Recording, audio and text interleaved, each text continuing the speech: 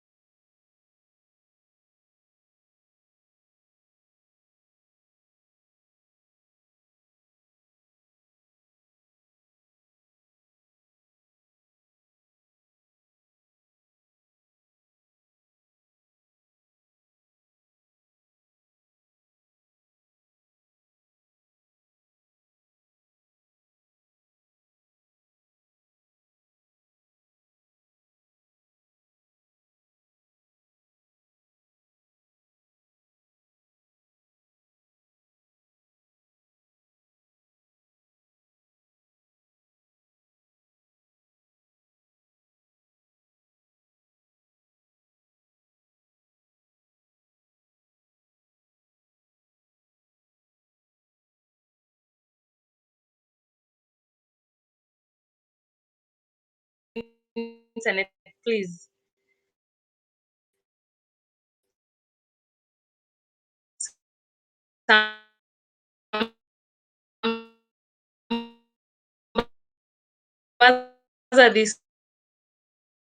Way. Thank you so much. Thank you for still being there with me. Is for that individual to accept that they have a problem. And then step number two, we will be able to look for them maybe a professional if need be, okay, who is going to assess their problem and put them either in rehabilitation or maybe they go through counseling or something like that. So it depends with the magnitude of the problem, but they have to accept that they have a problem that is affecting them, is affecting the way they are relating to the children or the children in their environment or relating to their own kids, okay. And another thing that we can help this individual with is to give them a support group, okay. We can give them a support group where they're able to share their issues and they're able to, realize the steps that they need to take so that they can get out of the situation they are in. Remember, these are steps we are taking for the sake of the children, okay. We are taking these steps for the sake of the children. And another step is that we can help this individual with is it's called what, spiritual nourishment, okay. I believe in prayers. I don't know if you believe in prayers. If you do believe in prayers, just tell me I do believe in prayers. And I believe in prayers. So prayers give you hope. When you pray, you get hope. When you pray, you're able even to forgive. If somebody did for you something wrong that is holding you back, or maybe they neglected you there in your childhood, or maybe you went through some kind of abuse or something, when you go through, when you have some prayer time, I mean, some time with God, you're able to, you're able to do what, to forgive and even move on. It gives you hope. So those are the three kind of help that we can give such a kind of an individual. We either take them to a rehab, or we either look for them a professional. We can give them a support. I can take them to a support group. We can also offer them prayer, and the most important thing is for them to accept that they have a problem. All right.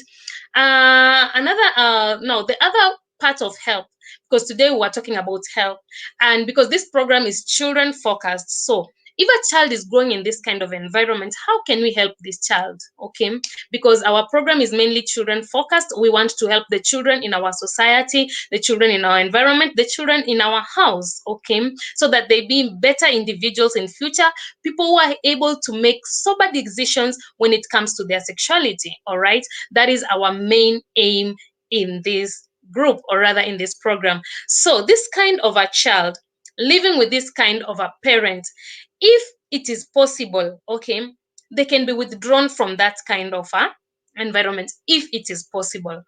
If it is not possible and this parent is receiving help, or has already received help, this kind of a child, it is important for them to be given a lot of love and support, despite the fact that they are very aggressive, they are very abusive, they are bullies and all that. All they need is that love and and support, okay. When they're given love and support, they're able to recognize that, what, as much as my environment may be so negative, there are people out there who are not so bad, or there are things, or there are situations that can be, they can be corrected. And you see, we say that, you see, a child like this one is easier to relate with them, or rather to correct them, rather than when it is an individual, an older person you're dealing with. Because when it comes to adulthood, it can be very expensive to correct somebody. But when it's still a baby or a child, who is maybe under 18 or 16 years, we can be able to help them. Okay, give them love, give them support.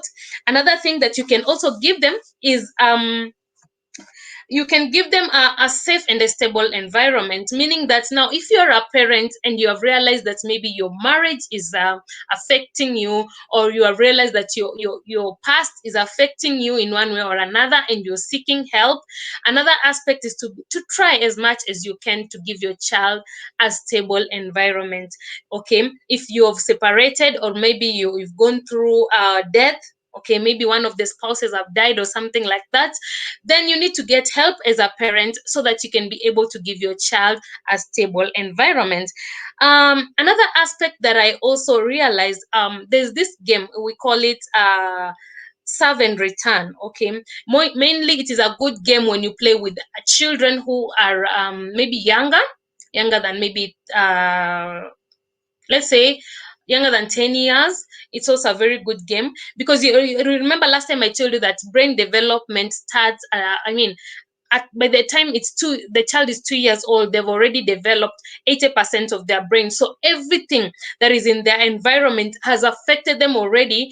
And there are people who now, from 2 years going up, now they are displaying what they have captured in the environment. So there's a serve and return. This kind of games, when you play with a kid, like peekaboo, like throwing balls to each other, like dancing together, singing together, or maybe reading for them a book, you're trying to remove them from that kind of environment in one way or another. Another aspect is spending time together, which is very important. We've been told as parents, spend time with your children over and over. It doesn't matter what you're going through. It doesn't matter if you're in rehab. It doesn't matter if you're trying to reconnect yourself with yourself. Okay, so you need to spend time with your kids. Give them quality time. Talk to them, take them out. You don't have to take them to a very expensive place. I normally tell myself, if we go to somewhere like Uhuru Park, or just and just bask in the sun and maybe run around, play ball together. It's just spending quality time with your kids. It's very important. Another thing is good communication skills. You need to learn some good communication skills, as a parent or as a child giver who is taking care of this kid. Good communication skill. Remember, we have said that a person who is mentally disturbed is likely to have poor communication. There are these people who will just throw tantrums anytime. A child breaks a glass and you want to kill them, like they have done something so huge. That means that you cannot even control your temperaments. You cannot communicate to them well. Remember, this kid will be fearful, and eventually there'll be no bond. Eventually there'll be no way you'll be able to communicate with them later, or even pass good values that you want to pass to them. So good communication skills is very important. Give them hugs. Yeah, children who are 4 years old or and below, they really value hugs. I remember the other day when I was taking my younger daughter to school, and she obviously, the way they fight that disconnection, when they're disconnecting with their parents and going to spend a long time in school. And we had so many fights. And then a friend of mine just told me, you know what, give her as much hugs as possible. And it worked magic. It just worked magic.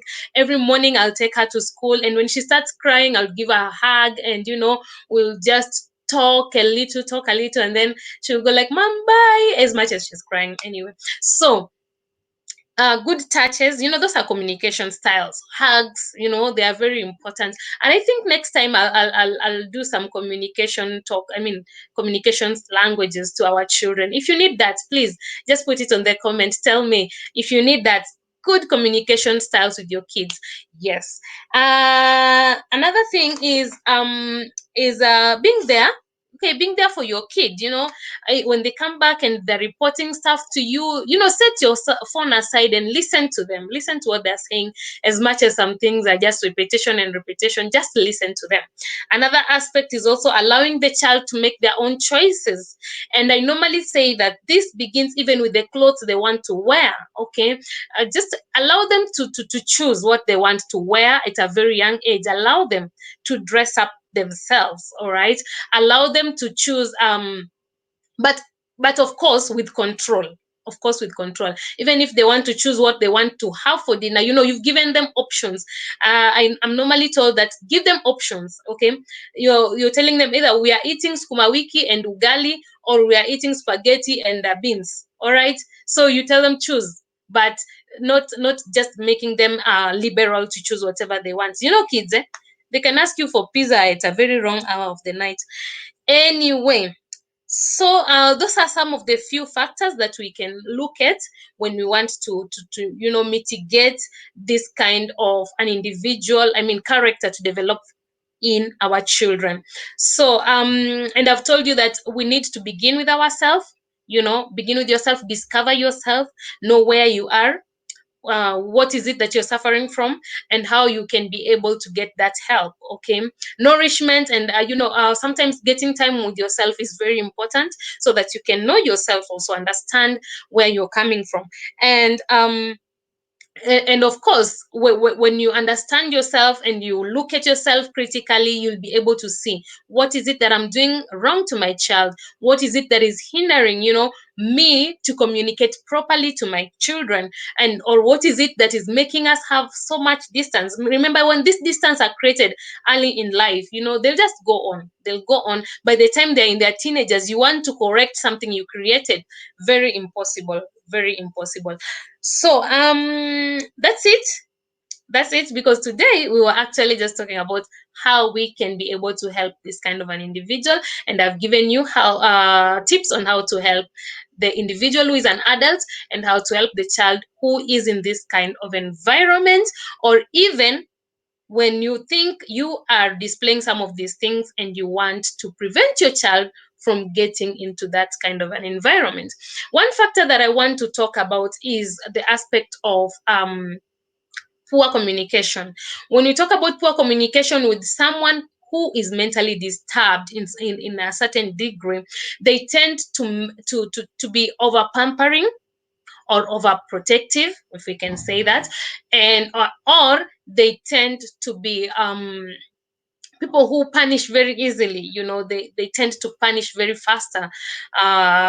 Such kind of a person, definitely they need some kind of guidance in one way or another. Yeah, they may be disturbed psychologically, and mostly it's because of the environment they grew up in when they were young. So am I allowed to just wind it up there? Yeah, I'll wind it up there, and I'll say thank you very much for joining me. From next week, but on 16th, I'll begin a Zoom class. If you want to join us, you can just DM me, or you can just write in the comment, and then I'll DM you. I'll give you the link, a Zoom class. And in our Zoom class, we will be talking about puberty preparation. And this topic, we will just do it for 3 days. And the 3 days, I'll just be equipping you on how you can help your kids. They're coming back for holiday, a very long one, yeah. You want to prepare your communion on how to maybe prepare for puberty. Yes, it will be a very engaging topic. So, and we will do it on Zoom. Okay, otherwise we'll still continue with our live classes, our live videos. And I'll be trying as much as possible to just do a live for you every week. You know why? Because I love you, and I want us to make our children grow up to be sober, so that they can make those decisions that are very responsible when they become adults, or even later in their teenage life. Sawa sawa. Yes, so holiday is coming, so prepare for the Zoom. DM me about it, or rather, just write it in the comment, and then I'll DM you, and then we will be able to talk about it, and I'll give you the link. Sawa sawa. Thank you very much for joining me. May God bless you so much, and thank you for being there. Yes. So it's only Maureen I could see her name, and the rest I can't see your name, because I can see that you're commenting, but I can't see your name because you've not clicked the blue instruction up there on top of the video that is making you allow StreamYard. StreamYard is the channel that I'm using to broadcast this, allowing StreamYard to be able to read your name that you use on Facebook. So I cannot be able to see you. Otherwise, thank you for joining me. God bless you. Have a good afternoon. Enjoy your lunch if you're enjoying it. And if you're watching this as a replay, please just write for me replay. Yes. Let's meet again next Thursday.